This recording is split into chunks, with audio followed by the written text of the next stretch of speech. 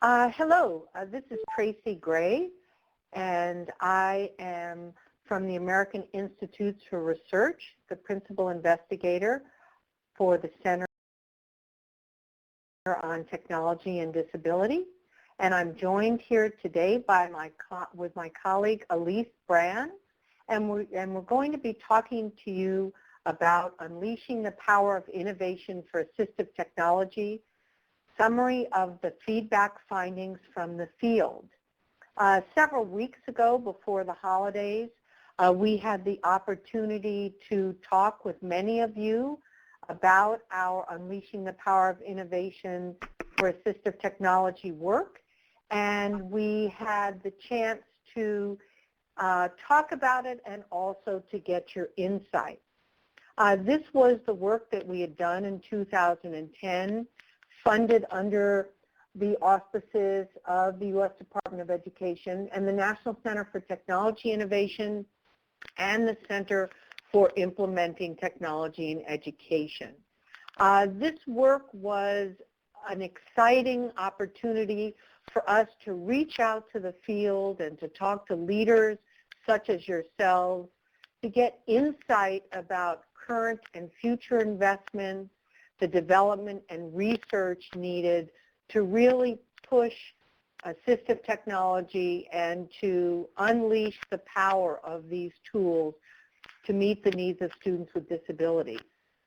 So since that study was released 5 years ago, what we wanted to do was to look at where we've been and where we're headed, and to get an idea of what the possibilities are for innovation in using these new technology tools, and also building upon many of the advances that we've seen since the work was done in 2010. We've had the opportunity working with the Center for Technology and Disability, our CTD colleagues, and to build upon this work to highlight the changes in the field and to identify future directions. So that sets the stage. So where have we been in terms of state-of-the-art AT and training? So let's look at our survey, and the survey was actually conducted in 2009 and, as I noted, published in 2010. When we reached out to the field, what we found was there were 5 overarching themes that define the state of art of assistive technology. Those 5 themes, again, and we discussed them earlier, were convergence, customizability and universal design for learning, or UDL, portability, research-based practices and tools, and the whole idea of interoperability. The underlying theme that was emerging had to do with the fact that to the person, people were talking about the need for these assistive technology devices to be simple and easy to use for the end users. And if you look at the pie chart there, you can see how those responses broke down from convergence of tools and updated technology to interoperability. And we're going to just quickly review what those terms mean and basically what they mean for the field. So the first question, what is the state of the art of AT training? What we found was hands-on opportunities for trainees with times to plan on how to implement. People were focused on the training and the tools being simple and intuitive, and the need for just-in-time training with follow-up support and support for collaborative decision-making. And again, the chart on the right gives you a breakdown of how those different categories broke out in terms of a sample of those responses. In terms of the next survey question,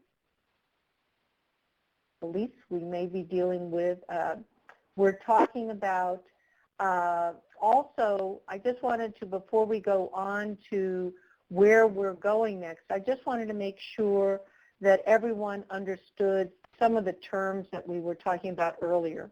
The whole concept of convergence speaks to the issue that as technology has gotten smaller and easier to use, that we've seen a convergence happening in right there within a particular tool, whereas in the past the notion of having a separate device that spoke to, that enabled text-to-speech or enlargement of fonts, now we've seen, particularly over the last 5 years, a convergence of those functionalities within a particular tool. We've also seen the ability of technology tools and digital devices to allow the user to customize that particular tool based on their needs, whether they need enlarged fonts or whether they need a different type of lighting in the back to support the best screen for them. Those features are oftentimes now built right into a particular device based on this notion of the universal design principles. Portability, as we all know, you can put these digital devices in your back pocket or in your purse. You don't have to go to a resource center, as we've seen in the past, to use the devices. And also, many more devices are based on research. What does the end user need, and how can we support their needs? And then the whole concept of interoperability, the notion that you can move now easily from a Mac to a regular PC. You can move across devices, and they still can operate to meet the needs of the users. So I just want to make sure that we had those basic concepts defined. Of where are we going? And what are the initial results from our findings? And Alise, why don't you take that away about where we are now and where are we going? Sure. Great. Thanks, Tracy. So initially, I wanted to start this out by just putting in a few key images that represented some of the types of answers. We're still getting survey responses in, but we wanted to take this time during this webinar to talk about some of the early responses that we've gotten. We'll be keeping the survey open in case anyone on the phone has not had a chance to respond yet and would like to. A lot of people talked, obviously, about iPads and touch screens. People talked about the power of 3D printing in terms of creating prosthetics like this adorable little boy here. And people talked about sort of access to a variety of different flexible tools to meet the needs. I don't know whether you can tell from this picture, but this young boy is scanning in text that he can use, and he has all these great programs. He is visually impaired, and he has a multitude of programs and tools that he can choose from that are flexible to meet his needs. So I thought these were nice visuals to kind of represent some of the responses we've gotten thus far. And so I just pulled out, this is not every single quote, but I pulled out key pieces. A lot of people talked about the same types of things. You'll see that some of the same types of words and key themes that came up in 2009, this idea of customizability, simple, easy to use, comes up again now. I mean, clearly those issues are ongoing and are going to be as we move forward with innovations in AT. So we see that, you know, devices that are affordable and robust and have features that can support the student. AT that is lighter, stronger, cheaper, faster, easier to use. So again, those same kinds of ideas of being flexible, of being, you know, simple to use for individuals, and being customizable or suited to an individual's needs.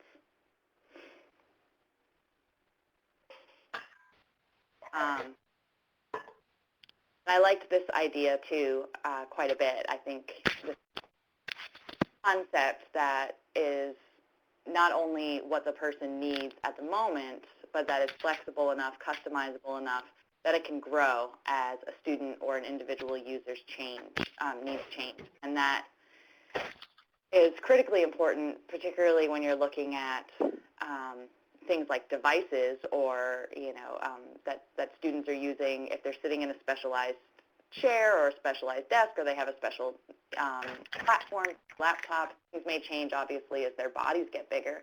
But also when you're looking at, software and things that are meeting the needs of students as, they grow and learn and as they build skills or as they learn new things, what is the technology that can grow with them and continue to meet their needs as their needs.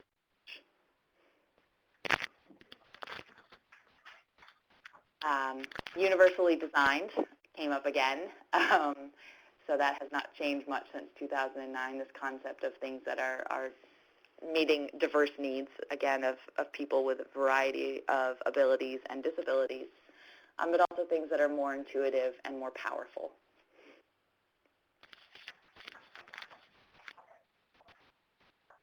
And this got a little bit, again, at this idea of convergence, where the field of AT has become gray. And I think that's something that we've certainly all seen, those of us in the AT field or the ed tech field, that there's been a lot of crossover.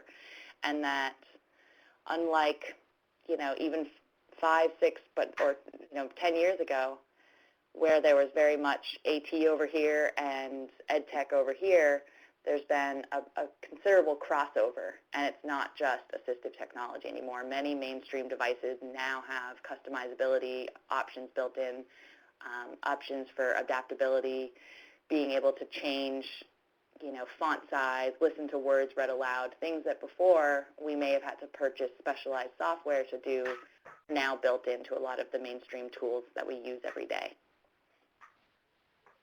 So there was several comments that seems to be a direction in terms of innovation that we'll continue to see more and more, that regular consumer technology is being designed and created with an end user in mind, may have a wide variety of needs. Whether they have a disability or not, that the end user wants customizability. They want to be able to adapt things and change things to meet their particular needs or their particular goals.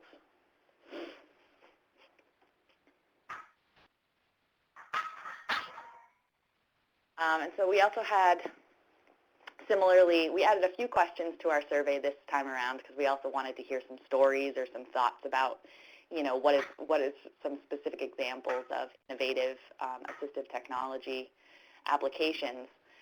But we did ask the same question again about what does state-of-the-art AT training look like. And again, people, I think, are looking for the same types of things that they were looking for in 2009, training that is flexible and diverse. One thing that obviously comes up a lot more now in the survey than did in 2009 is this concept of things being anytime, anywhere, any place. And that's something that all of us expect at this point, that if we have a question, if we are looking for information on something, that it doesn't matter if it's 2 in the morning, we can find it. And something that people are really looking for in terms of innovative training for assistive technology is being able to do it on-site or online, real-time, video, being able to go back and watch things, and to be able to use various technology tools to connect with their audience.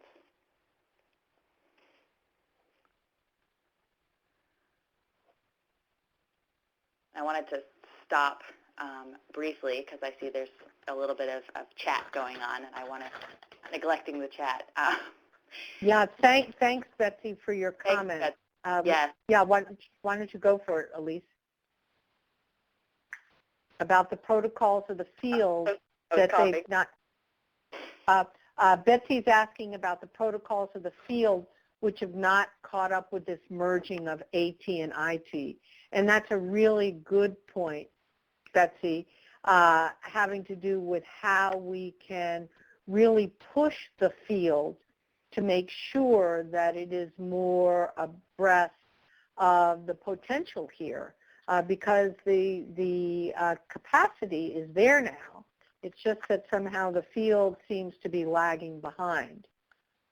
And Jackie's question is asked about the impact of convergence on the traditional process of making AT available to students through the IEP consideration process. That's a great question. Alise, are you not coughing anymore? Are you okay? I'm done coughing, yes, thank Good. you. So you want to take that? Yes, and I think, the the perfect example that was has obviously been a high-profile example has been in the slow to catch up, reimbursement process, for example, for if I've got a child with autism, for example, and I wanted to get them an iPad to be using things like, if they're nonverbal and I wanted to use ProLoco to Go, I can get that for less than $1,000.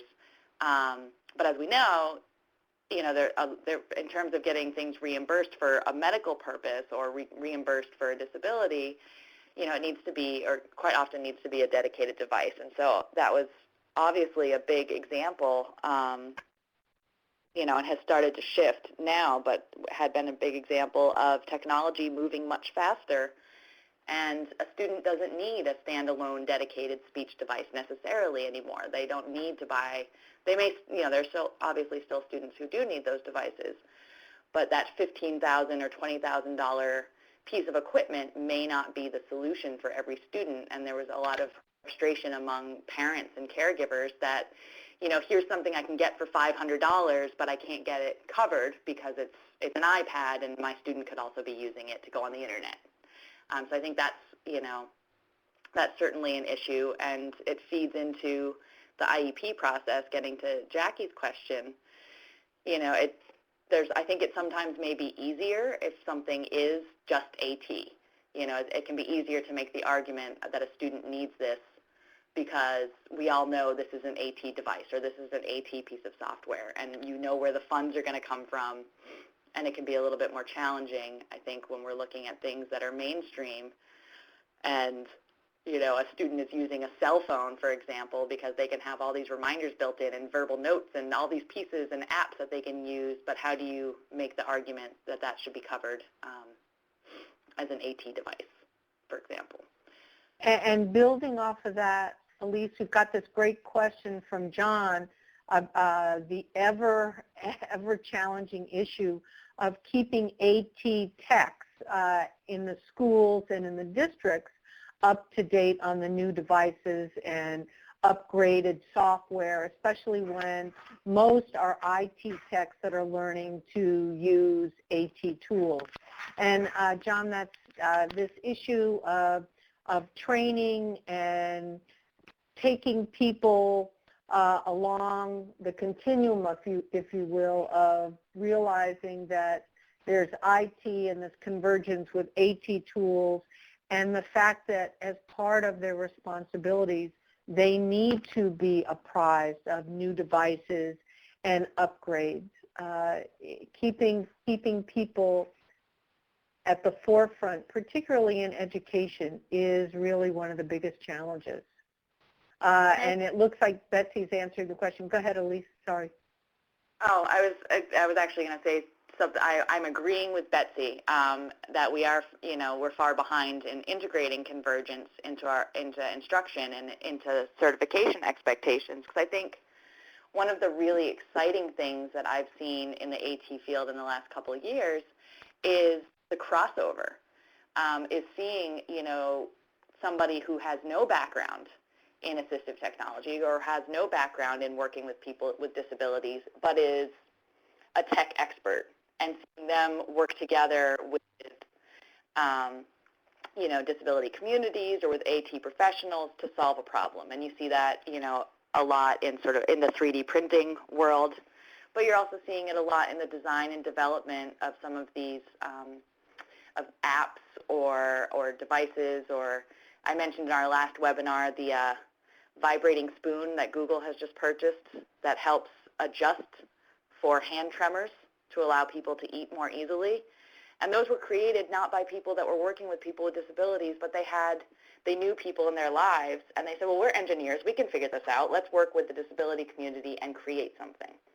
And so I think that is lagging sometimes in our schools or in our prep programs of bringing people in. We're so used to being siloed in special ed and not seeing how perhaps we can work with other fields, whether it's medical or whether it's device people or it's engineers or it's software developers, to create these tools that are representing that convergence.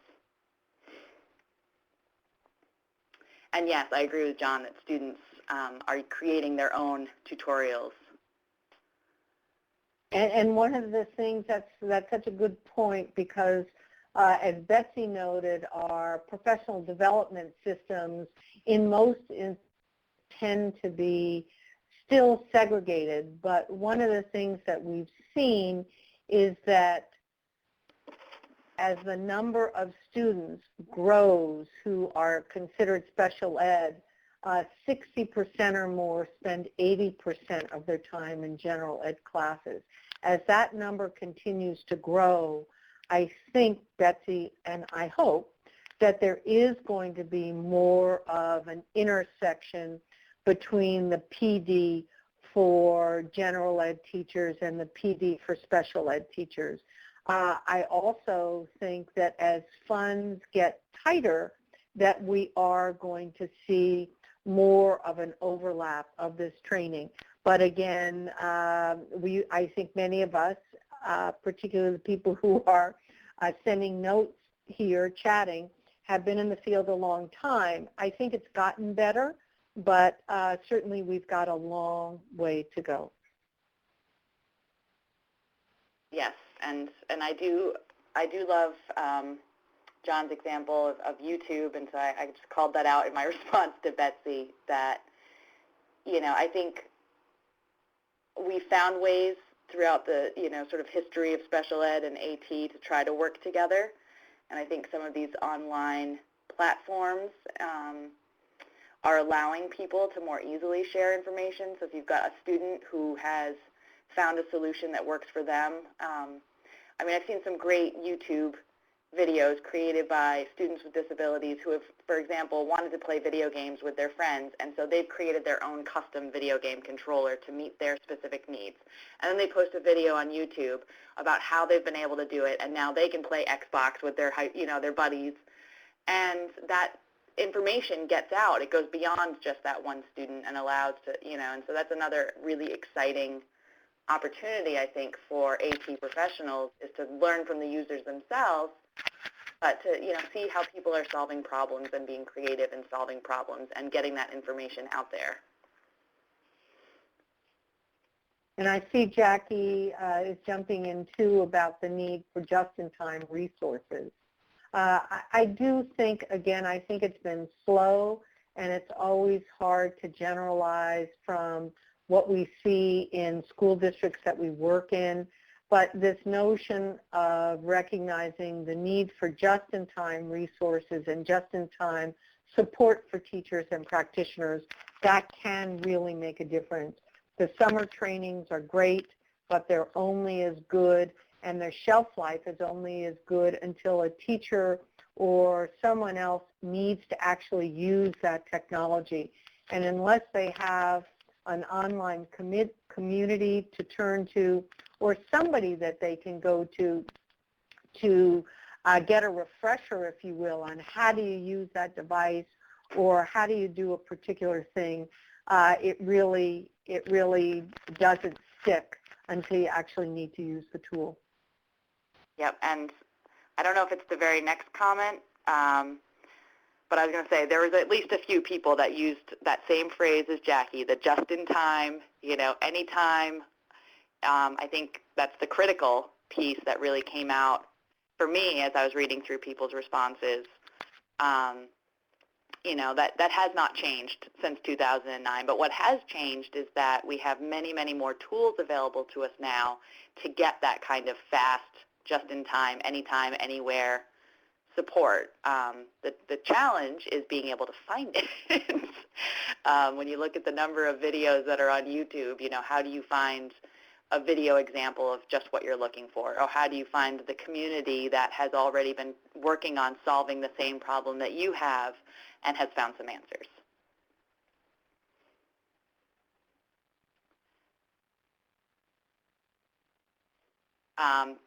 This, I think, carries it a little bit further, this next comment, in addition to, you know, being sort of on this just-in-time and anytime, anywhere, and gets to a little bit of what I was just talking about and what we've all been talking about, is how do you actually kind of make this happen, and how do you carry it from little pockets of success that are happening places? How do you create training that focuses on, first of all, more than just the AT device, but also focuses on actually implementing sustainably? And I think device abandonment is always an issue with AT, particularly if devices aren't flexible or aren't meeting the needs of the user, or as the user's needs grow and change. But how do we transform our training to make sure that the AT professionals or the teachers that are working with these students are also able to head off these kinds of issues? And I see there's more comments coming. Oh, yeah.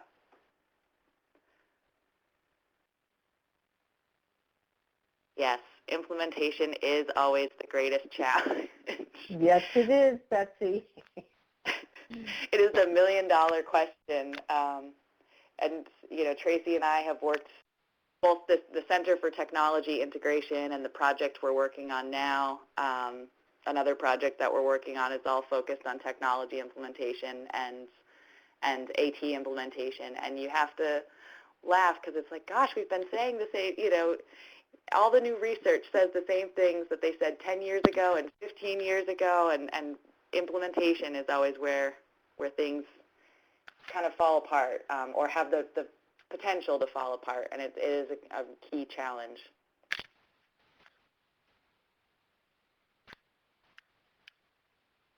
Well, and it's also where, in some ways, sometimes you can get the most pushback from schools that say, well, this is an interesting case study, but this doesn't relate to my school. I'm not an urban school, I'm a rural school, or I'm a suburban school. And I know that Betsy, in her trainings out there in the field, encounters these same kinds of challenges, because many schools feel that their individual situation is unique, and that their problems and concerns are unique. And I think one of the goals of those of us who work in the field is to help people realize that while their situations decidedly are unique, there are some key characteristics that are similar. It's back to that old adage about the commonality of happy marriages as compared to unhappy marriages. While the marriages may be different, there are many characteristics that are the same. Yes, and I think, the challenge is always, and I think some of this can be addressed by this next comment and some of the comments before talking about this anytime, anywhere, is that quite often you end up in a school with, one or two, or if you're lucky, three or more superstars with regard to tech or assistive tech that, are active parts of the community. They're on Twitter all the time. They're part of communities of practice online. They're working with people. They're going to conferences and networking. And, we've seen in the schools that we work with that those superstars sometimes are then by the next year or the year after, they've moved on to a district level position, or they're now running something for the entire school as opposed to, focusing on kind of the AT as they were doing before, or what they were, or they're doing things across schools. Or some of the people we've seen have moved on to state level positions. And that's wonderful, but it means that the school is almost starting from scratch again because they have not built the capacity, or they don't have somebody else to step in and fill that role. And where do they now get all that information? And having these kinds of 24/7 access to training and support and professional development, being able to go and find answers to your questions quickly, and knowing whether it's a physical community of practice in your school or district, or whether it's a virtual one, knowing where you can go to get these kinds of answers.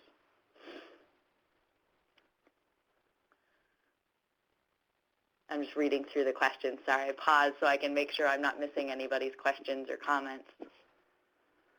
This one from John about the advantage that we have now with the smart devices, and the fact that we use them all day long, that this really does enable the developers to to expand their base of buyers to include disability populations, English language learners, and general ed students. And certainly Apple has led the way with accessibility tools built into their devices. We had worked with Microsoft for many, many years and their accessibility team. But as hard as that accessibility team tried to keep up with Apple, they just seem to always be behind the curve. But it is going to be interesting. The other area of convergence when you think about assistive technology is related to the aging of the population. And as you have more and more baby boomers who are reaching a certain point where they now need AT devices, so I think we're going to see an even more rapid convergence of these accessibility features that are going to be built in as more people need different size fonts or they need special kinds of devices that they can hold, as Alise was saying, whether it's due to tremors or other issues that they find that the devices are cumbersome. I think, and hearing loss, absolutely, from Andy, we're going to just see, because the market's going to increase and we're no longer going to hear from developers that the market is too small, because the market is going to explode for many of the accessibility features that we now see starting to grow into these devices. Jackie's mentioning aging on both ends. Aging of users who are now moving into college, aging of teachers, aging of our animals. Everybody's going down the same track, but obviously the demographics, just in terms of the sheer numbers, are going to drive more attention to the need to see accessibility as a feature that should just be built in for standard consumer devices.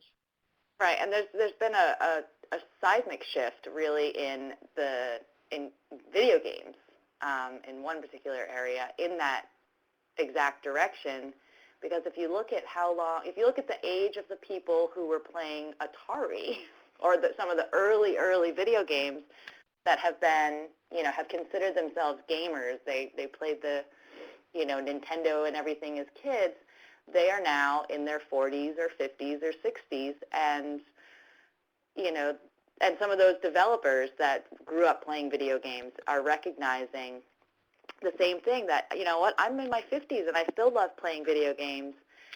And when you look at, in terms of just aging, but also in terms of, how many people will end up in their lifetime with some type of disability, there's a lot less pushback in some of the video game developer worlds and in some of the mainstream technology worlds for that very purpose, because they're recognizing, gosh, we all need these things.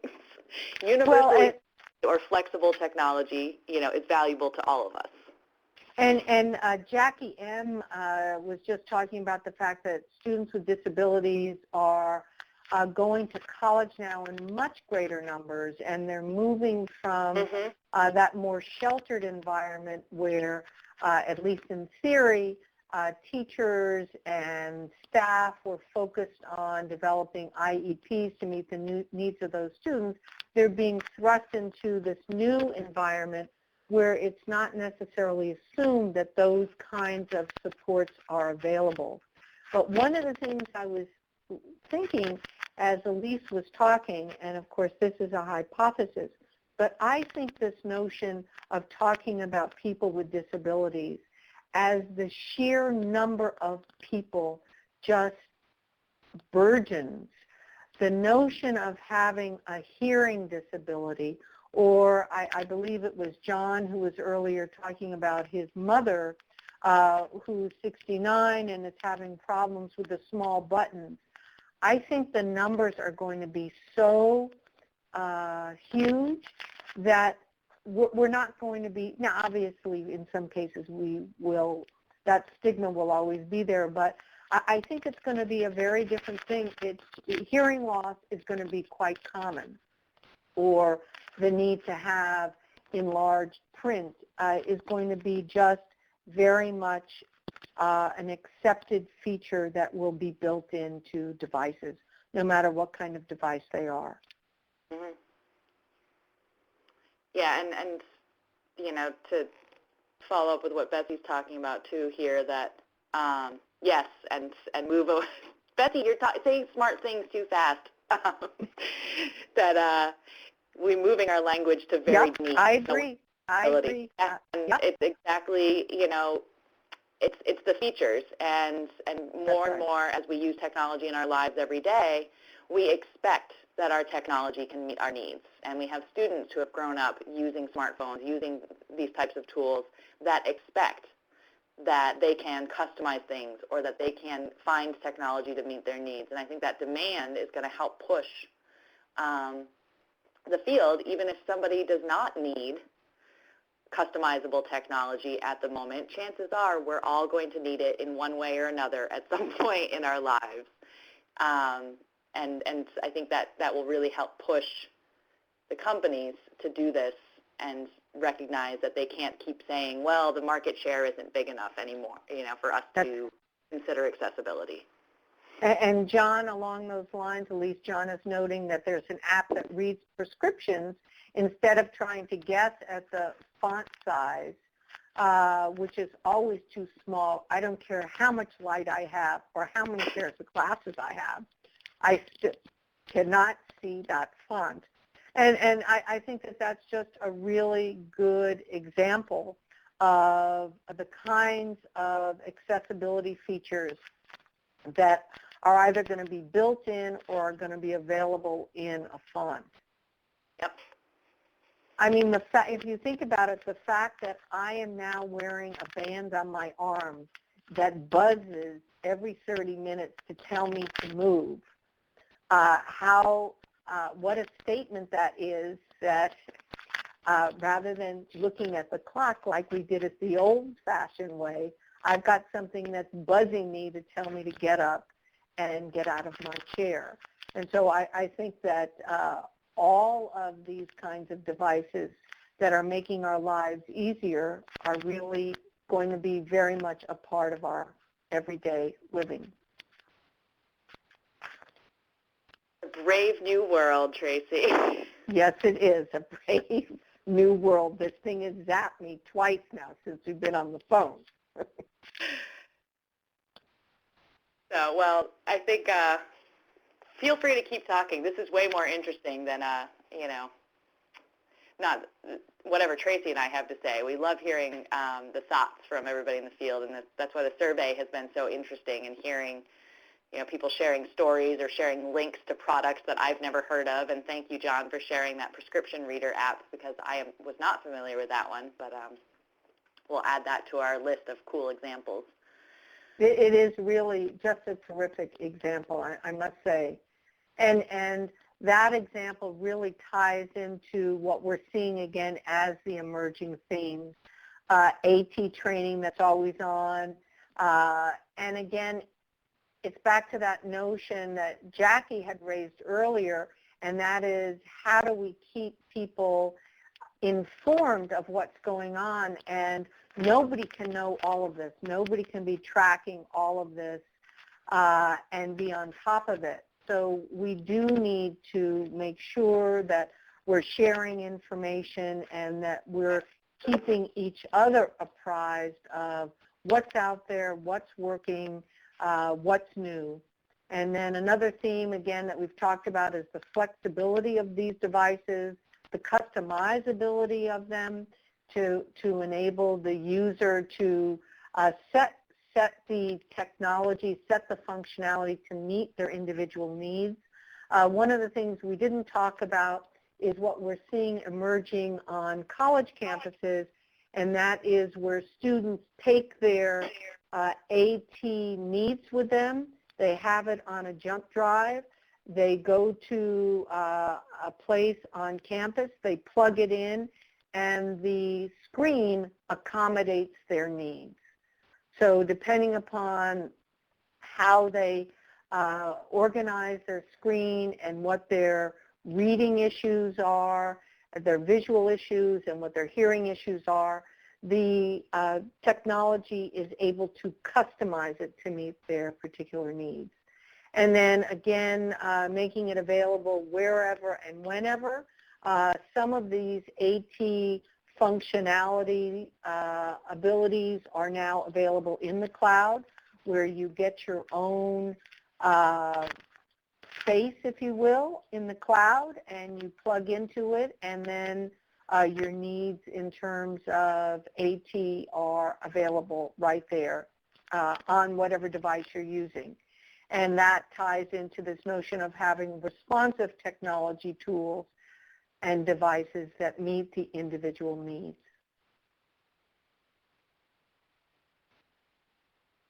I was looking for a link. I was going to say, there's this, all this has triggered in me. There's a great website that I will, as soon as I can find it again, they do sort of a weekly roundup of news in science and technology, and some of these things that you all are talking about and that Tracy was just talking about come up in these, oh, here's somebody just invented a, contact lens that has an LED so you can get information right onto your eyeballs, and, and new haptic responses that can allow people to touch and feel things or move limbs that they haven't been able to move. And so I was going to share the link as one way that I stay on top of what's happening in AT is looking at some of these websites that kind of do a weekly roundup for me, because otherwise I would miss it all. It is very hard to stay on top of it. And Betsy's asking for responsive technology. It was more just technology that is responsive to needs. That was sort of shorthand for some of the quotes that people had talked about, that, technology that is customizable, that is,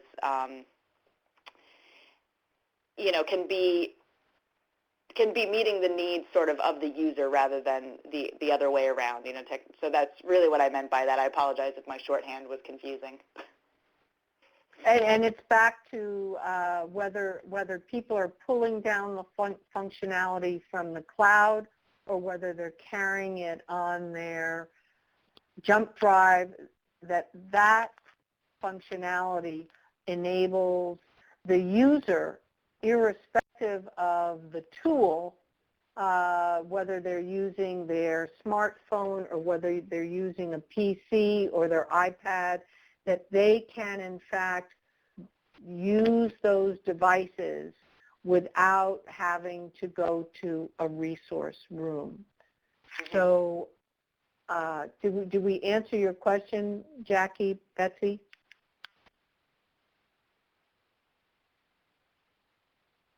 Wondering if responsive technology was a new term. No. I think we're hoping that it will be a new term. And I think when I was writing it, I was also sort of thinking of responsive design in terms of responsive websites, where if a website is responsive in terms of design, if I use it on my iPad, it works just as well and looks just as good as if I use it on my desktop or my laptop or I pull up my smartphone. Right. So yeah, I was using it more as a descriptive term, as sort of that theme that everybody was talking about, technology that's working for everybody everywhere, is flexible and meets needs, kind of regardless of where they are, whether they're in the classroom or at home or on the train or wherever they might need it.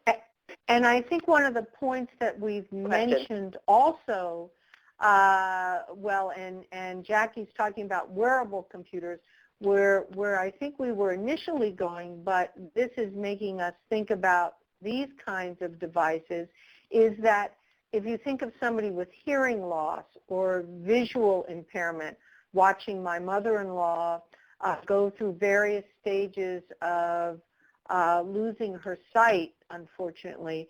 And what we've done is we've made sure that the devices she has access to as a voracious reader are flexible enough and responsive enough to meet her needs, at least so far, as she's losing her sight.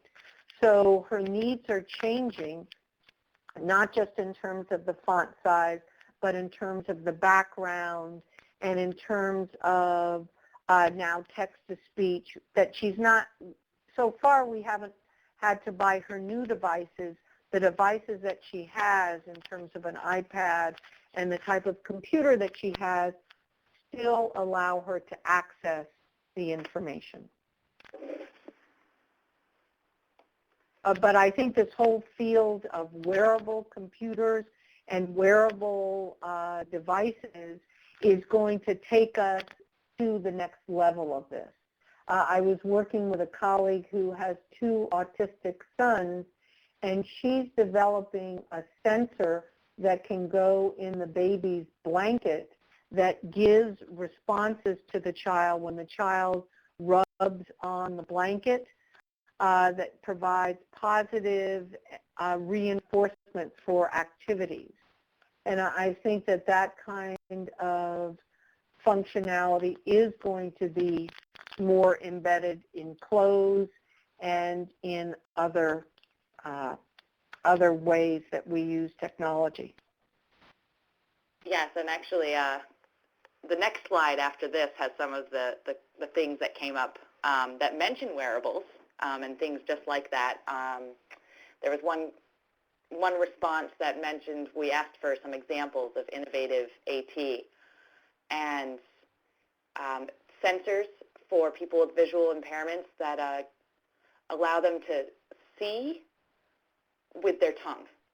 So you get like feedback on your tongue, and they linked to a podcast about it, and I listened to this girl talking about it, saying it felt like fizzy soda bubbles on her tongue, but it triggered the receptors. I could not explain it to you if I tried, but it triggered the receptors in her brain that allowed her to see this image and see what was being described to her through touch on her tongue. It was incredible. So I'll skip to that slide in just a moment so we can talk about some of those things as well. But these are some of the things that came up in terms of what technologies people thought held the most potential for innovations, and you know, mobile devices, quick and accurate speech recognition, 3D printing, touch technology, smarter voice recognition, and then these are some of the others.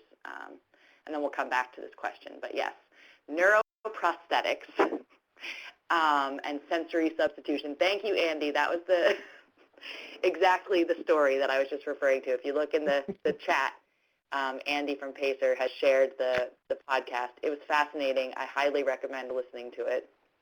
And that sort of, I think, that tool falls into the sensory substitution. I did a lot of reading about some of these different tools the other day, and allowing people to see, you know, through things like using their tongue, or allowing people to feel things using sort of haptic and touch responses. It's very interesting. More mainstream 3D printing was definitely another thing that came up among some of our responses. More cloud-based AT, wearables, and then I put question marks because we wanted to take a chance to hear from you all. You know, anything that hasn't come up. We've been already talking about a lot of exciting new technologies, but you know, kind of where do you think we're headed next? What holds the most potential? What are you the most excited about? And then you can all go off and listen to this amazing podcast that Andy just shared.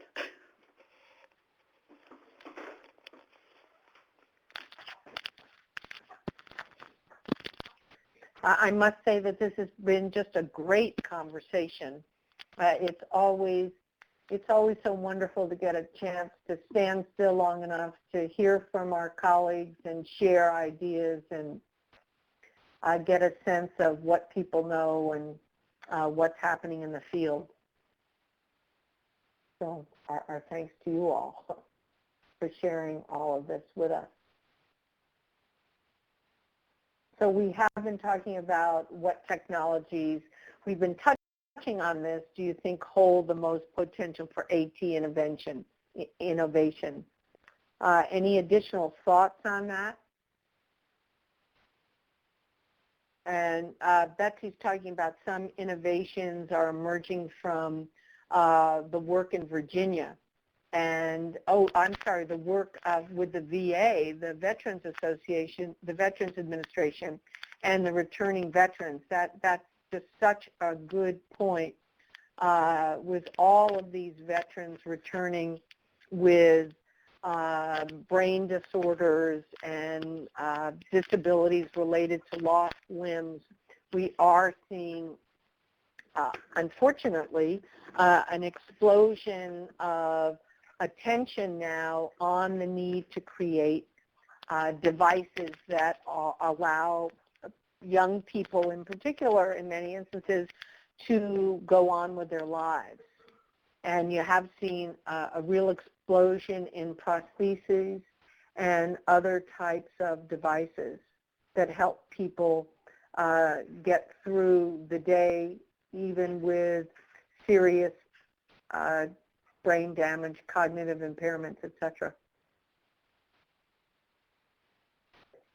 It's a sad way to see the field really expand, but hopefully it will allow people to regain their independence.